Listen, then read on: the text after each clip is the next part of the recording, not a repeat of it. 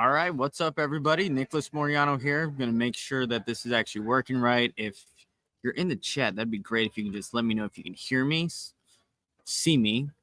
And actually, right here is a pretty cool setup. The backdrop is where the prospects talk at the podium when they come in here to this big, room, I guess, where everyone just comes in and, they're getting interviewed. All the media's over there. So I'm on the other side of the rope. I saw somebody else do this and I'm like, this is a pretty cool backdrop, so I might as well try it. But appreciate everyone tuning into the Nicholas Moreano show. I'm gonna, talk about the Trey Smith news. Saw that happen obviously earlier today, and then just share what I've kind of learned from some of the prospects that have been coming through here on these same podiums and talking to the media. But we're gonna let everyone come in. Let's see. I'm actually gonna go. There we go. I can see the comments.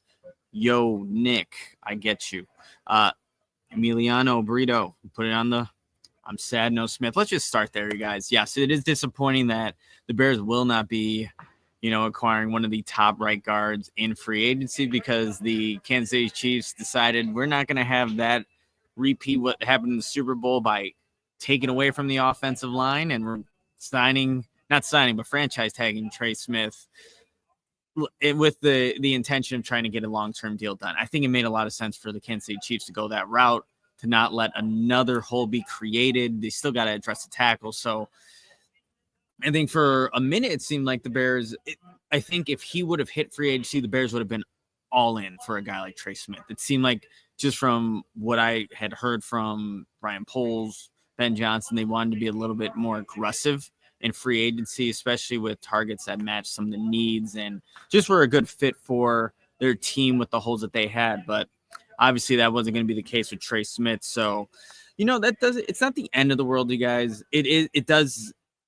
Look, you're not going to find like another Trey Smith in free agency, but there are players still out there that obviously fit a need for this Bears team. They need to upgrade all three interior offensive line positions. But I think the next guy that I would think would provide that upside, but still young and you saw what he did also in the Super Bowl, Mekhi Becton from the Philadelphia Eagles, switching from that tackle spot this past season to the guard position with the Philadelphia Eagles. I think that would make a lot of sense for the Bears to want to be interested in that guy if he also becomes available. I'm curious to see what the Philadelphia Eagles will end up doing. There's a lot of guys that potentially can sign, won't sign, will be able to sign, won't be able to sign. So Mekhi Becton makes a lot of sense there. Kevin Zeitler, too. The older right guard for the Detroit Lions, but obviously has that familiarity with Ben Johnson and would just fit with what I think the Bears could do at least for the 2025 season, relying on an older veteran to potentially fill, that spot for the Bears if they can't find different options. But and I have the 2025 NFL free agent list that PFF does a good job of just ranking some of these guys. And of course, the first one was Trey Smith. Number 2, Will Fries, Indianapolis Colts. I still need to watch more of him to see if he would be a good fit. But, right now, if you are someone that just plays a position, you could be on the Bears' radar. So he's number 2. Everyone knows Tevin Jenkins and, his time with the Bears, very inconsistent in terms of being available. But he's number 3 on their list. Kevin Zeitler, who I just mentioned. James Daniels, also a friend of the show, or friend of, the Chicago Bears, former Iowa Hawkeye, but with the Pittsburgh Steelers, he's number 5, Mekhi Becton at number 6. So there are some options there, you guys, that they can go, but also like the draft is going to be, I think, a huge part of how maybe the Bears want to address this. There are guys out there that I think could be day one starters, and the one that I've seen up close and personal, especially at the Senior Bowl, Gray Zabel, all 3 spots he can play: left guard, center, right guard. So if the Bears want to elect to go that route, and maybe get somebody in that second round, go right ahead. But I just think that there's just going to be options for the Bears. They missed out on the top one, but it's, it wasn't even in their control. Kansas City took that away from them by placing the franchise tag there. Emiliano, I see you have a question here. Let me see. I'm going to put it on the screen. Do you think Trey Smith plays under the tag? Why risk an injury if a long-term deal doesn't happen? Could it be another Snead situation with a tag and trade? It's a good question. I still think that, again, they have the intention with doing this to get a long-term deal done. he's still making a lot of money under the tag with all the offensive line being grouped there. So I think, you know what? Yeah, I don't know. I can't tell you what Trey Smith's intentions are. Is he going to play under the tag? Is he not? But I feel like the Chiefs and him want to get something done, and you can figure it out with the salary cap, man. It keeps going up. There are creative ways to do so. Create signing bonuses, convert things to signing bonuses with other players. You can find that space. So it's a good question, Emiliano. So I appreciate you, asking that. But yeah, so I think that's priority number one for the Bears, though. And I think the Bears understand that, too. You need to get better in the trenches. And it's not just offensive line, but clearly with the defensive line, releasing DeMarcus Walker only creates another hole for this Bears team. So you really got to upgrade both those sides of the ball to, I think, even be still competitive in 2025. And or obviously, if I know this, you know this, watching, the Bears know this. They have to do that, and they'll look at probably what would be like their second option now after Trey Smith. Or maybe the Bears had an indication that Trey Smith really wasn't going to be available, and this is where they ended up. This is the result that maybe they were anticipating. Well, we won't know. So that's the reality of the situation with Trey Smith and the Kansas City Chiefs. Today we got a chance to, at these podiums, it was mostly DBs in the morning. And so it started with the safety group and then transitioned to the tight ends and then went back to the corners to kind of finish out the day. So for the DBs, it's not the biggest need for the Bears, especially when you're looking at the cornerback room. You feel pretty good. Obviously, you feel really good about, I think, Jalen Johnson, Kyler Gordon, and then Tyreek Stevenson. I would think you still feel good about. It's really the safety position right now where, for me, as I look at that group, you do have Jaquan Brisker. He's on the last year of his rookie deal. You do have Kevin Byard. He's on the last year of his 2-year deal. And I just think if you're the Chicago Bears, if you wanted to, you could be looking for the future for that position. And I think if you're going, that route, like, yeah, I think there are some capable players, and I would look day 3. To be completely honest, I don't know about addressing the safety position with anything higher than that, higher than a day 1, day 2 pick. Like, that doesn't seem like the smart move given the needs I was just talking about with the Bears and what they have in the trenches. So Sebastian Castro was somebody that I got a chance to talk to, listen to here at the podium, and played safety at Iowa, and he played what was known as the cash position. It's basically this blend of linebacker and DB there in Phil Parker's defense for the Iowa Hawkeyes. So he had to be comfortable playing in the box. He also had to be comfortable with, covering guys downfield. So he got a lot of exposure, a lot of opportunities to be in a bunch of different spots on the football field. And he was somebody that got somebody that has met with the Bears a couple of times, according to him. And then he grew up a Bears fan, grew up in Oak Lawn. So guy that's familiar with the organization. And I think if, it's weird. I'm seeing, like, again, you're looking at some of the mocks and some of the rankings where he's at. He's probably like that day or round 3. I think it's a little too, luxurious to do that for a guy like Castro, who is an older prospect. I believe he's going to be 26 by the time October rolls around this upcoming season. So older, or 25 or 26, if I'm not mistaken, but very productive, is not afraid whatsoever to get physical and, get really involved with, his 5'11", 205 pound frame. If I remember that at the top of my head, but he will lay down the wood. That's something that he's shown at Iowa that he's capable of doing. So we'll have to see if that ends up, playing out for him, being a Bears fan, meeting with the Bears already, and knowing, like I just said, that the Bears could potentially need some safety depth as they're looking to just round out the roster. And that's what I think this day was for, interviewing or hearing from some of the prospects. It's not the major needs for the Bears today, specifically the people that spoke with, like I said, cornerbacks, safeties, and tight ends. But tight ends also another position where I think I could see the Bears investing some capital in. And I don't know if this is just my Iowa bias, being somebody that graduated from the University of Iowa, but there are some Iowa connections with the Bears too, with Declan Doyle, Matt Aponte. Obviously, you have Torrey Taylor there, but Luke Lachey, the Iowa tight end, is, I think, somebody that could complement a Cole Kmet as you're looking to, like I said, round out the roster. And what I think it's a little overlooked or not talked about enough is that last season, the Detroit Lions ran the most 12 personnel in the NFL, had the most snaps in 12 personnel. So 2 tight end sets. And it wasn't necessarily that they got a lot of receiving production out of a backup tight end, Brock Wright, for the Detroit Lions. Sam Laporta was the main focus there. But when he was on the field, when you have that mix of being able to run the ball effectively with Jahmyr Gibbs, David Montgomery, and you have another, a heavier package on the field with a Brock Wright and Sam Laporta, then you get this mix of like, oh, what are the Detroit Lions going to do? What is Ben Johnson going to call? The Bears just need to get a nice complementary tight end to go with Cole Kmet. He doesn't have to be the biggest receiving threat, but he does need to be somebody that can be counted upon to block well, who, when he does get an opportunity to go run around and make a catch, he can capitalize on that.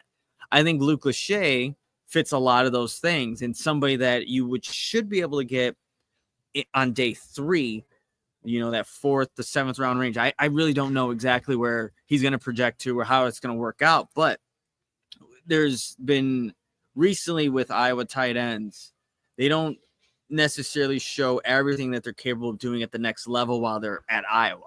I mean, you can look at George Kittle. Sam Laporta did some nice things at Iowa when he was there, but he's done more this past season. He had a career year in yards, catches, touchdowns than he ever did at Iowa. And again, it's a byproduct of who the Iowa Hawkeyes are and then going to the right system in the NFL. So I think Luke Lachey is somebody that can project. I'm not going to say Sam Laporta levels, definitely not going to say George Kittle levels, but can just do more at the next level if given the right system. And we know Ben Johnson, if you give him a capable tight end like Sam Laporta, he can maximize that guy's potential. I think a guy like Luke Lachey is somebody who's next in line to get that NFL bump with with good coaching and just a system that fits his capabilities. So I would think that should be, if it's not in the draft of focus, it's definitely going to be someone they're going to have to bring in free agency just to add to that group. You released Gerald Everett, save over $5 million in cap space. So that move made a lot of sense for the Bears as they're, trying to find what's best for their roster. Before I kind of close out with some final thoughts here, look, I couldn't be here at the NFL Scouting Combine if it wasn't without Windy City Sports Cars. They specialize in buying and selling all things related to Chicago sports. Whether you are a diehard fan of the Bears, Bulls, Cubs, White Sox, or Blackhawks, they've got you covered with extensive selection of sports memorabilia and collectibles. In addition to their Chicago-focused items, they also offer a vast collection of sports trading cards and memorabilia from your favorite teams and players. Visit their online store to find out exactly what you are looking for to complete your collection or discover a new favorite. Appreciate Windy City Sports Cards. They are the best. They've been, really helping me go on these trips, not only to the Scouting Combine, but also at Mobile, Alabama for the Senior Bowl. So I really appreciate them as they've, partnered with me to keep doing what I love to do, covering the Bears and providing, just that content for you guys. Let's see. I don't know how much I can share on this. And I'm kind of debating live right now if I should go into this. But I will say, I'll go into a little bit. And there really wasn't much. When you're down here in Indianapolis, of course, you run into a lot of people, right? It's what you do. You network, you talk with people and, try to get insight. Did run into a former Bears offensive coordinator who is now with the Jacksonville Jaguars, Shane Waldron.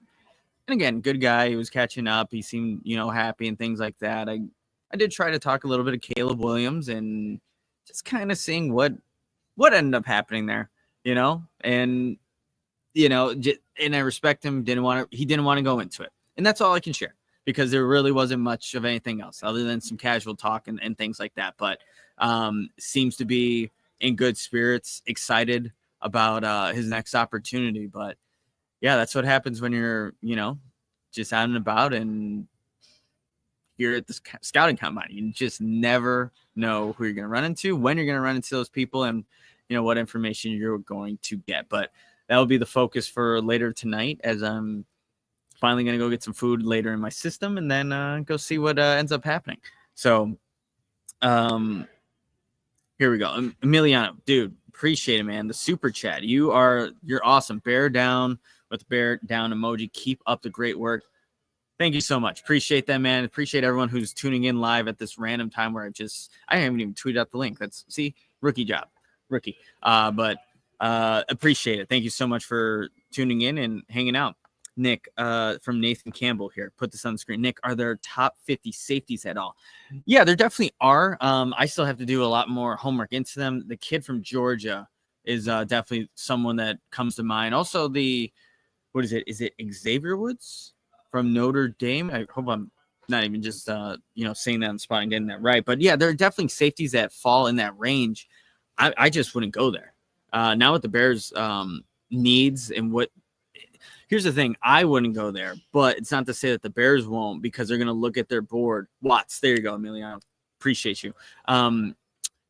It's not to say that the Bears won't. They're going to look at their board, and even if maybe position doesn't line up necessarily what we think is the obvious need, they might go with that different route just to round out their football team the best way that they can without reaching too much for maybe a lineman that isn't necessarily the best prospect, whatever it may be. So it's going to be interesting and fascinating to see Ben Johnson's approach with Ryan Poles, see how they go about acquiring talent. Because we've seen what Dan Campbell and the staff in Detroit has done, really building inside out. That's how they started. They built inside out, and then they went to go get some of those skilled players later on. The Bears, Ryan Poles, they've kind of done it the opposite way, outside in. They got the receivers, some skilled players, but now they got to build the trenches. So it's going to be really interesting to see how they do that. Free agency will be a good indication of what they still need to address in the draft. But looking forward to seeing his approach and Ben Johnson's approach with Ryan Poles and how they go about building the 2025 Chicago Bears.